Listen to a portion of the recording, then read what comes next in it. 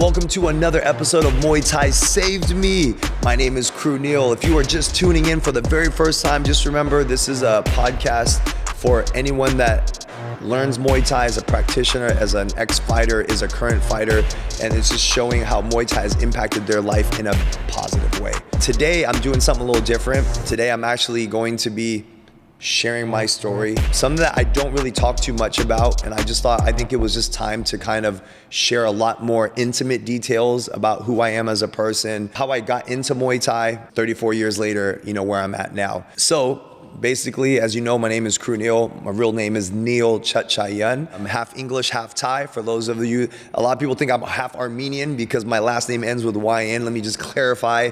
I'm half Thai, half English. My last name derives from Thailand. But how I got into Muay Thai, I actually, surprisingly, growing up as a child, I loved martial art films. Watched it like crazy, relentlessly. I was very obsessive about martial arts and fighting in general. If you think about, a kid in the 80s, I would play with G.I. Joe action figures. I would make up these movie scripts and would just make these choreographed fight scenes. I would put blood on the G.I. Joes. I went really creative with that. Fast forward, my parents get divorced. I'm 9 years old, and my mom meets who ends up being my trainer, Kru X, and they start dating, and the movie Kickboxer, the 1989 version, comes out on the theaters. I was so excited to see it. I was a fan of Van Damme. I'm sure a lot of you that know who Van Damme is, if you guys grew up in my time frame, you guys know who I'm talking about. I was so excited to see that movie. So my mom and Kru X took me to go see that movie in the theater. That was probably life-changing. That was when I really got into Muay Thai. And it was funny because before I go into that story, fast forward a 2 to 3 years, I was at a private school and they were giving out free karate lessons. And I got a complimentary session, did the class, and afterwards, my mom comes to pick me up, and the instructor comes to us, and he goes, hey, Miss Chatchayan, I just want to let you know your son was the best in the class. Would he be interested in learning karate? Would he be interested in taking lessons? And at that time, I gave my mom this look, and she understood what it meant. This look meant, I don't want to do this, Mom. I don't like it. But I was shy. I didn't want to say anything. So I gave my mom that look, right? And my mom acknowledges it, and she goes, you know what? Let us talk about it, and we'll get back to you. And then as we left, my mom asked me, Neil, why did you not want to do it? And I said, it was boring, Mom. It was too stationary. It just wasn't dynamic. It was boring. Fast forward 2 to 3 years later, we meet Kru X. We're at the movie theater. I love Kickboxer. I'm talking in love with it. And as a child, you get excited when you watch martial art films and you're trying to mimic moves. And so Kru X looks at me and says, oh, you like Muay Thai? And I was like, yeah, I love it, and I'm doing my little punches. And he's like, I teach at a gym, several days a week. When I teach, let me bring you with me. I can teach you something. And I was like, oh yeah. So the day comes, shout out to Muay Thai Academy of America. They were actually pretty much the first Muay Thai gym in the Valley in California. If you're from Southern California, if you're in the Mecca of Muay Thai, you should know Muay Thai Academy of America. So that's where there was no other gyms around at that time. You're talking 80s, right? There was no Muay Thai gym there except MTA. So we're walking up, and I remember as I'm walking outside alongside the building, I hear this, you hear this crazy grunt. You hear somebody hitting something. I didn't know if it was a bag or pads, and I was like, what is that sound? And I remember it was yesterday. If you Google MTA right now, you'll see the images of their front doors, how they open. Imagine those doors open, and then as I walk in, I see a Thai fighter from Thailand smashing on the Thai pads, making tremendous noise, the power. It was incredible to watch. And literally, I'm 9 years old. I'm jaw dropped. And I remember thinking instantaneously when I saw that, I want to be like that. And then so here I come in, I get suited up for the class, and lo and behold, my trainer Kru X is just like, what the heck? Meaning I'm picking everything up very quickly. He's like, I've never seen this. This kid's got something here. And so that kind of started my career in Muay Thai. Fast forward several years, you know, so now I'm training, 9 years old. I'm consistent with it. As we get older, my sister also was doing Muay Thai. We're 6 years apart. So I'm 9 at this point. She's 3. Okay. She starts training 2 years later at 5 years old. So now we're training alongside each other. And I remember when she was 6 years old, that means I was 12, she actually wants to fight. And she's actually the reason that sparked me to fight, believe it or not. My sister fought. Now, at that time, there were no girls. There was no girls whatsoever. It was all boys doing it. So my sister fought a boy who, her first fight actually was 2 years older than her. He was 8 years old. She was only 6. She did such a great job, but my sister had a bad habit of like dropping her hands all the time. So the boy was like not really punching her, but was like pushing her in the face, and she was blasting him with like hard kicks. And so he was getting frustrated, so he would like just mush her. If you know what mushing is basically where you put your hand in someone's face and you like just shove their face away. So that's literally what he would do. And because he was taller and bigger, he would naturally just shove my sister to the floor. And so she got a bloody nose from that. And I will never forget, the referee stops the fight because he feels bad for my sister. She's a girl, she's fighting a boy. My sister starts crying. Now, most people think, oh, she's crying because she got hurt, she has a bloody nose. No, she was crying because the fight got stopped. It was crazy. So she loses that fight, obviously. She comes back stronger like 3 months later, fights another boy, this time her age. She whoops the boy. Like, I'm talking, just defeats him completely, gets the title, or not the title, but gets the victory. Now, from here, this is where I'm like, man, I want to do this. I want to fight now. So I committed a whole year to fighting, or to training to fight. And at 14 years old, here comes my career. I start. At this time, they had what you call smokers. And smokers, if you're unfamiliar with that term, smokers is like, it's a controlled atmosphere. You wear headgear, shin guards, all the necessary safety equipment, mouth guards, cups. And how smokers were run back then is where gyms from all over the area would come in to one gym would host, and they would have like same day weigh-ins, and you would pretty much, it was like an honor system. You would write down your info, your experience, how long you've trained, and you would weigh in and you would weigh. And then the owner of the gym would match you up according to experience, size, and whatnot. And that's how it would go. You would fight 3 rounds. It would never be more than that. You could never catch kicks. It was straight kickboxing rules. And that's how I started. And keep in mind, at 14 years old, I don't have a life. I'm training 6 days a week. If I'm not at the gym, I'm at school. I'm playing basketball on every break that you can imagine. I come to train at night, so I'm basically, mom picks me up from school, we hit traffic, we're driving from Glendora, city of Glendora, all the way to Van Nuys. Once I get to Van Nuys, I'm eating food. As my food's digesting, I'm doing homework. So I'm doing homework for about an hour, and after that, I get to training about 7 o'clock. From 7 to 9 o'clock, I'm training. After 9 o'clock, I'm doing homework. So this was literally my whole life, from the age of 14 all the way to 18 years old. So going back to my fights, I started fighting at 14 years old, and I'll never forget, my first opponent, he was 14 years old. I was a foot taller than him. He was kind of a smaller guy, but I was a skinny toothpick though. So I was like a head taller than him. And I remember till this day, he comes in the dressing room, and then the trainer points me out to him. And he's like, that's your opponent.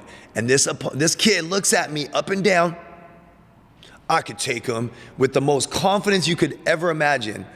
I saw him and I said, oh, in my head, I was like, oh, okay, I'm gonna bring it to this kid. So that kind of sparked me. Fight starts. What I've been told by people is that fight looks like I'm hitting Thai pads. I'm just completely just controlling the whole fight. I score multiple knockdowns. I win unanimous decision. And it was funny because when I come out of the ring, the trainer of my opponent comes to my trainer, Kru Neil, and starts complaining. Hey, how many fights has your son had? You said he's never fought before. And he was like, no, that was his first fight. The trainer was like, stop lying. Where has he fought? And my mom was like, no, that was his first fight. So that started a trend. And I fight a month later, couldn't get a matchup. Next month, I got a matchup. So this kind of kept happening. I kept winning. I remember my second official fight, 14 years old. I forget how much I weigh, to be honest. I think I was like high 120s, and I fight a guy who's 18 years old. He's 20 pounds heavier than me. Keep in mind, this was a smoker. This was like, people were like trying to like, I don't know what it was, politics, whatever you want to say. But I fight this kid who's 20 pounds heavier than me. I win. Now people my age are like, dude, I don't know if I want to fight this kid anymore. So right now I'm at the verge of turning 15.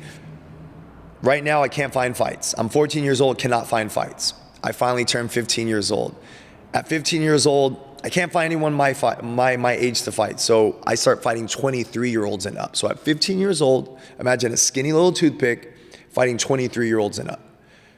I'm winning. I'm fighting literally almost every month. Winning. I go 4 years straight, undefeated. People are starting to recognize me in grocery stores. I'm in Culver City. Like, people are recognizing, oh shoot, I saw you fight. Keep in mind, 15 years old, I'm fighting like in big Vegas shows. Back then, it was called the Aladdin Hotel, for those of you that remember the Aladdin, but now it's called Planet Hollywood. So the Aladdin used to be there, fought in places like that, Stardust hotels, all that good stuff. 4 years undefeated. I take a break from fighting, and I take about 5 years off. And here's the thing, a lot of people don't realize, you can actually find this fight on YouTube. If you type in my first name, Neil, Neil, versus Yua, I think it's Y-U-A. You'll see me at a young age. I'm like 17, maybe 18 years old, and it's under kickboxing rules. I fight. Be the judge for yourself, guys. Watch that fight. A lot of people told me you won that fight, but at that time, I think I had judges that were more boxing orientated. If you watch that fight, you'll see a lot of his punches that he threw were blocked by my guard. And I scored a lot of heavy kicks, body kicks, leg kicks. You could see my kicks were powerful, but they didn't score them. So I lost by decision. And it's funny because I didn't see that footage until I was like 37 years old. So actually, that was the fight that actually made me stop fighting for a little bit, because at that time I had 2 losses under my belt. The fight before that, I had gotten knocked out. And I remember, and this goes back to mindset, you know what I mean? Mindset of like, you can train as hard as you want, but if your mind is not in the right place, you will lose. And that was my first taste of that. You go 4 years undefeated, my mind's not really focused on it anymore. So I fight this amazing opponent. He knocks me out with a head kick. That's that. I come back stronger, more mentally, tougher, training camp's even better, I'm hungrier. And when I fight this guy, Yua, I lost by decision. Now, keep in mind, I never saw footage of it. I thought I sucked. So that was actually the reason why I stopped fighting, and I took a hiatus for 5 years.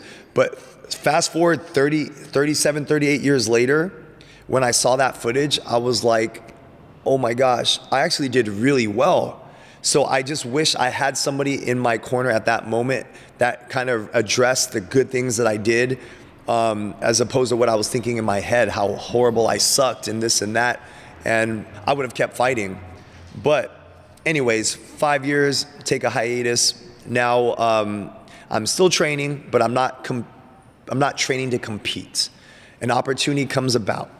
Kru asked me, hey, you want to fight? 3 weeks out, it's a title fight, 5 rounds, you know what I mean?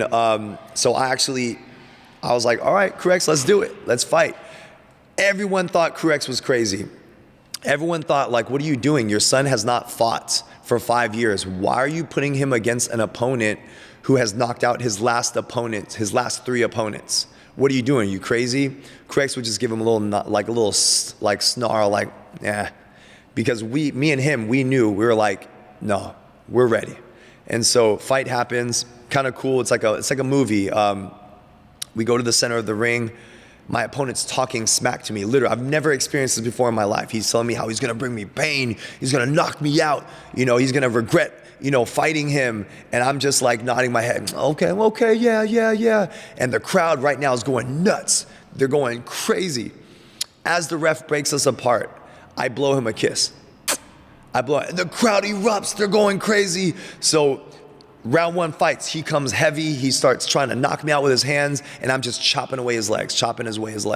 If you know me, I'm known for two things. I love leg kicks. I will kick the legs relentlessly, and I was known for the clinch and the knees. So the fight goes on. I'm just chopping away at his legs. I'm surprised he's not blocking any of my low kicks at all. He's just taking it all in the legs. He's just trying to knock me out. And you can see as the first round progresses, his leg just gets more straight. He gets what I call a flat tire, and what Thai people call a flat tire. Second round, it just gets more stiff, more straight. His mobility's not as good. And by the third round, he's literally just taking all the shots in his legs. And in the third round, he ends up calling it quit. He can't continue anymore. And it was funny because after all that smack talk, when I went to go show my sportsmanship to him, he actually couldn't even look me in the eye. People that knew me said, man, Neil, did you see your opponent? 2 people had to carry him out. So he was literally being carried out by 2 people in his corner. They just carried him outside of the casino. This took place at the Hollywood Park Casino, and I won a title from that. And it was crazy because that was like 5 years. People were just like, what the heck? How did he pull that off? This dude knocked out his last 3 opponents. But it just goes back to mindset. Like, when you truly believe something and there's like no ifs, ands, or buts about it, you're just that truly obsessed about it, you visualize the results that you're gonna get, and that's literally what happened. I visualized those results, and that's what I got. Fast forward 2 months later, I fight again. I'm supposed to fight another opponent. He pulls out 2 weeks prior to fighting me due to a broken rib, apparently. So they pull in a substitute fighter for me. Go figure, my original opponent's there to watch and scout me because he's never heard of me before. So I win by second round TKO, leg kicks. After this, I have people coming up to me that are in my weight class. And if you don't know, when I was actively fighting as an adult, I fought between 160 to 168. That was my weight class. And people that were in my weight class were coming up to me after that fight. They were like, man, you put on a workshop tonight. I had future opponents that were supposed to be matched up with me for future promotions were like, you can keep that belt. I don't want nothing to do with it. Oh man, and then what happened is it started a chain where I was fighting a lot under Dennis Warner, Insync Promotions. Shout out to Dennis Warner. He's been in the game for a long time, but yeah, he would try to put me on his shows, and he kept telling me, Neil, I'm so sorry, man. I wanted to put you on my card, but nobody wants to fight you. Everyone I ask who is in your weight class, they're like, oh no, I can't fight him. He's like my brother. And I'm like, Dennis, like, I just say hi to this guy at the fights. Like, we're not even close. And Dennis is like, I'm sorry, Neil. Like, there's nothing I can do. He's saying he's your brother. Like, I can't fight him. And what was frustrating, at first it was cool. But then as you progress and you see these fights happening and you see these opponents who won't fight you and they're being put on the same card for a title fight against someone else, now I'm starting to get angry. Now it's like, what the heck? So I have 3 titles to my name.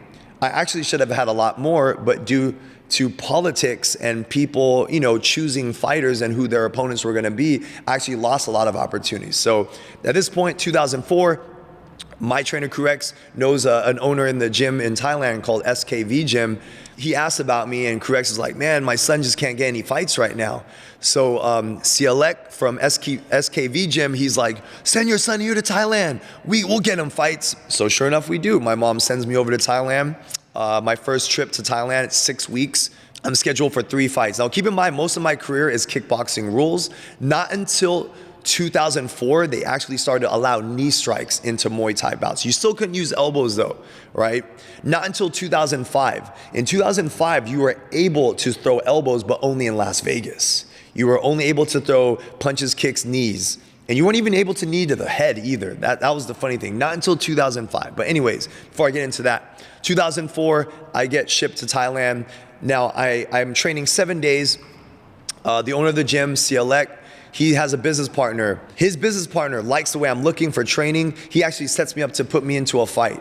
Now, keep in mind, this is like a fight, Thais versus foreigners. It was like a upstate New York, upstate Thailand.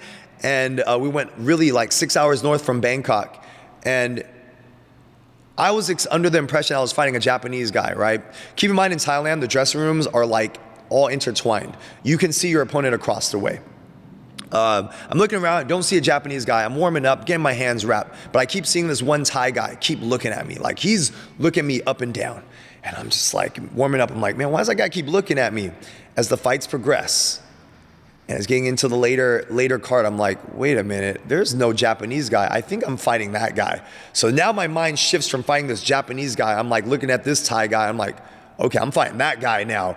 So sure enough, it's funny. I'm walking up to the ring and the Thai people are just talking trash to me. I couldn't believe it. They were just like, oh, you're too pretty to fight. What are you doing here? Oh my gosh.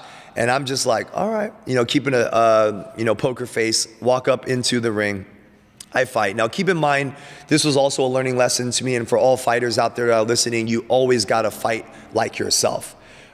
In this fight, I was training with a knee specialist. So because I was taller than my Thai opponent, my knee trainer was training me to do a lot of knee strikes, right? For this particular fight that I kind of just trained 7 days for. So he's kind of giving me this guidance of like, all right, use lots of knees. Keep in mind, I didn't train to fight like this. My style is what? Leg kicks and the clinch with knees.